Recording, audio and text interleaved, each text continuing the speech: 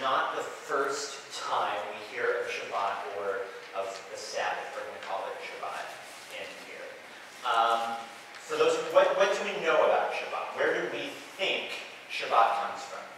The idea of Shabbat, the idea of creation, right? Shabbat is the seventh day. Good. And if we read from Genesis chapter 2, the heaven and the earth were finished, and all their array. On the seventh day, God finished the work that he had been doing, and he ceased. The Hebrew word for he stopped or he rested, Shabbat, on the seventh day from all the work that he had done. And God blessed the seventh day and declared it holy, because on it God ceased, Shabbat, from all the work of creation that he had done. I moved the microphone down. Can you still hear me? Okay? So at this point, it says God made the seventh day holy. Does it tell us what we're supposed to do? Does it? I heard someone say rest. Does it say we're supposed to rest?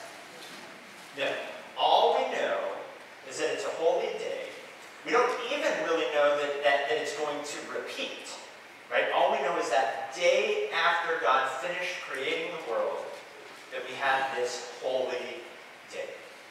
Okay, but at this point, as far as what it means for us, we know nothing. We're going to start getting some clarification in the Ten Commandments. We have a few variations of the Ten Commandments in this very room. I did get asked the other day why there's Roman numerals on the Ten Commandments. The originals did not have the Roman numerals. But you can, what's very cool in this synagogue, you have Roman numerals over here. Here you have the Hebrew letters. And up on the ark, you have the first words of each commandment. So all three of those are images of the Ten Commandments. Okay.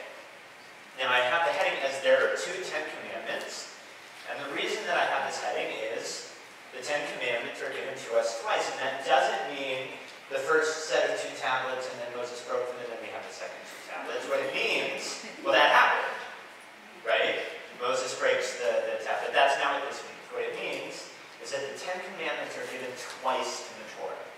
Once in the book of Exodus, and once in the book of Deuteronomy. And they're almost exactly the same. The difference is when we're talking about Shabbat.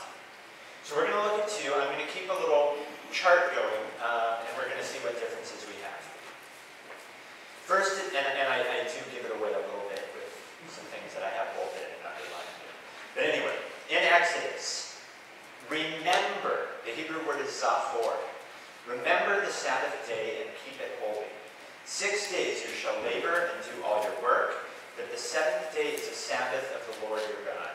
You shall not do any work, you, your son or daughter, your male or female slave, or your cattle, or the stranger who is within your settlements. For in 6 days the Lord made heaven and earth, and all that is in them, and he rested on the 7th day. Therefore the Lord blessed the Sabbath day and hallowed it. So, in Exodus, what do we do? The first word, remember.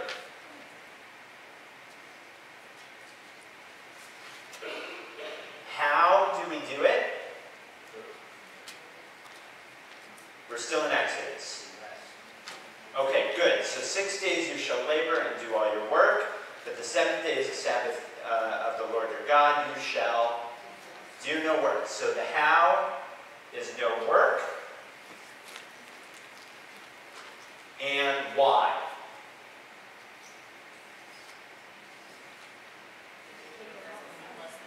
Good, creation. Okay? So, what are we supposed to do?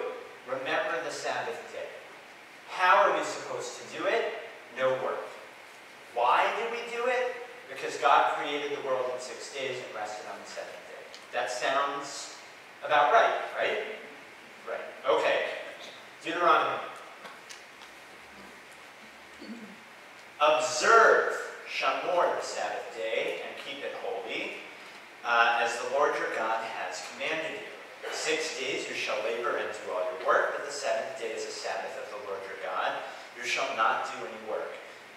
your son or your daughter, your male or female slave, your ox or your ass, or any of your cattle. We have a little more specificity of the animals, but I'm not too worried about that. Or the stranger in your settlement, so that your male and female slave may rest as you do. Remember, don't worry, I don't remember we had it. Remember that you were a slave in the land of Egypt, and the Lord your God freed you from there with a mighty hand and an outstretched arm. Therefore, the Lord your God has commanded you to observe the Sabbath day. Okay? So now we have this new beginning. What do we do? Observe.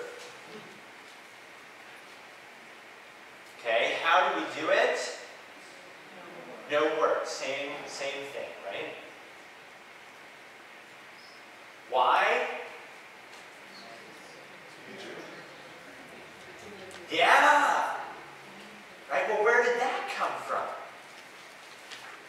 Right? Why do we do it? Not because of creation. Nowhere in here does it say God created the world in 6 days and rested on the seventh day. Why do we have Shabbat? Why do we have the Sabbath?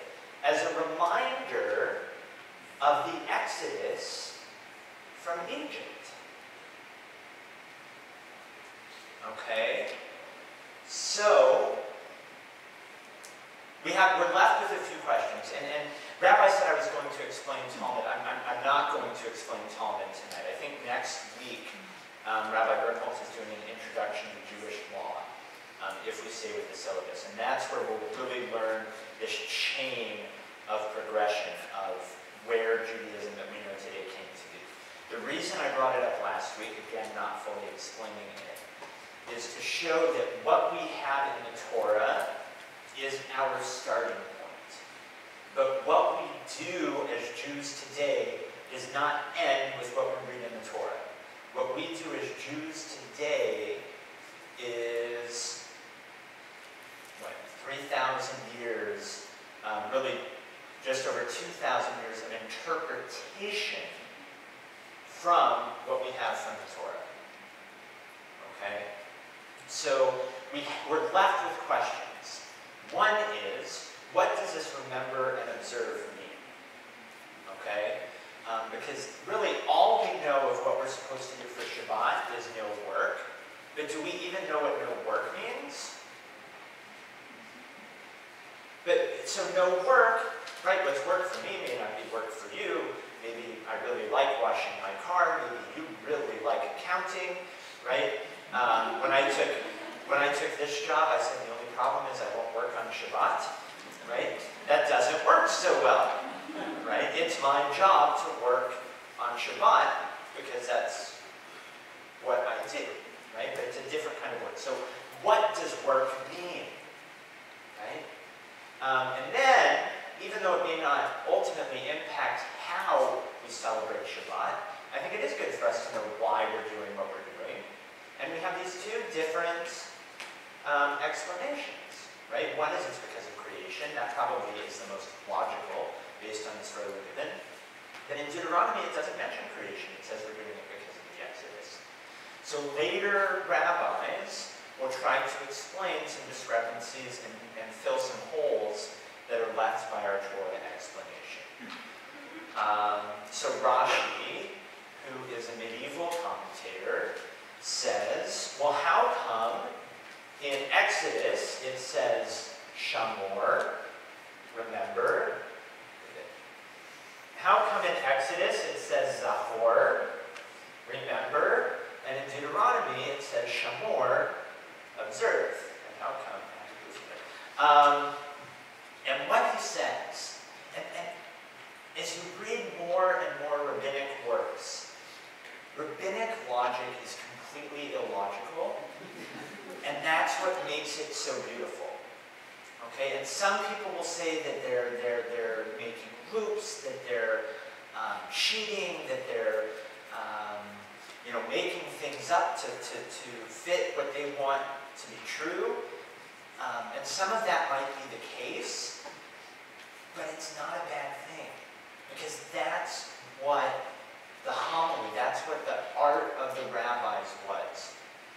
When you do start studying a little bit of Talmud, what you'll see is that every single verse of Torah can be viewed as though it were written to explain any other verse of Torah.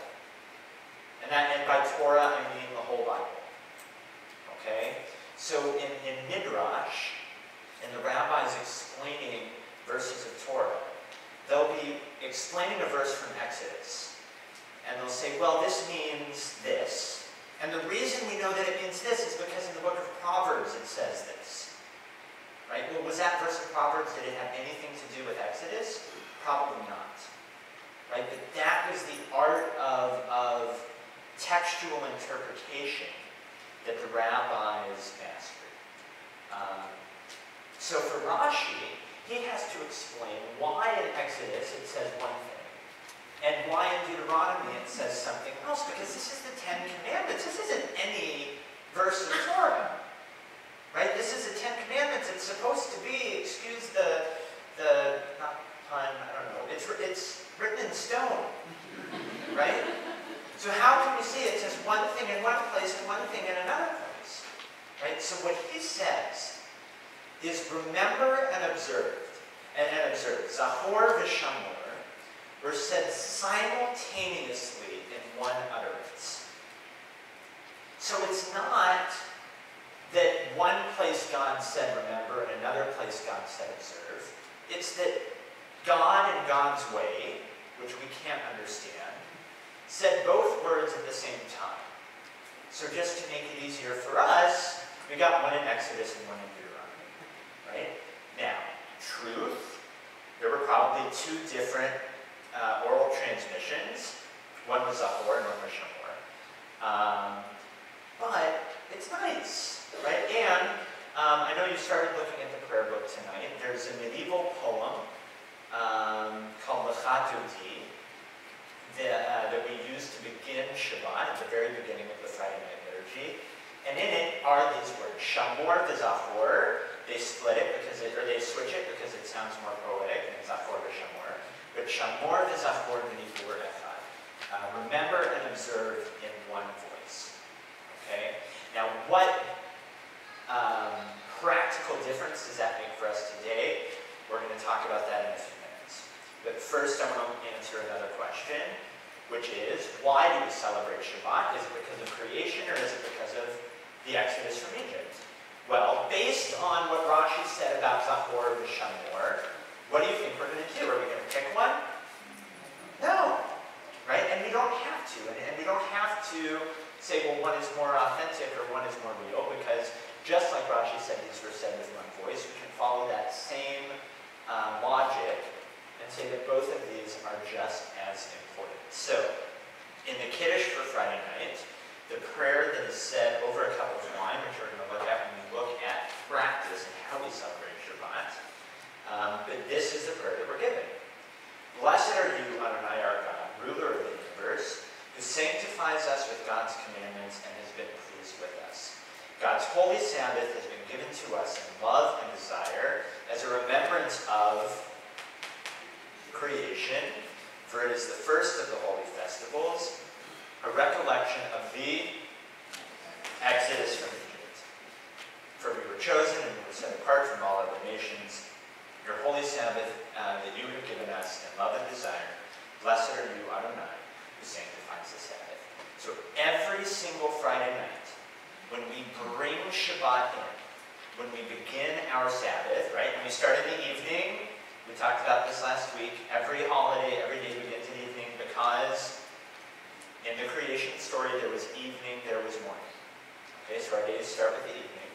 So every Friday evening when we bring in Shabbat, we remind ourselves both of the creation of the world and of the Exodus from Egypt, because both of the commandments for Shabbat are equally as important. Okay. Now we're going to jump back to the Bible, okay, to the book of Isaiah, where we're going to look at another question of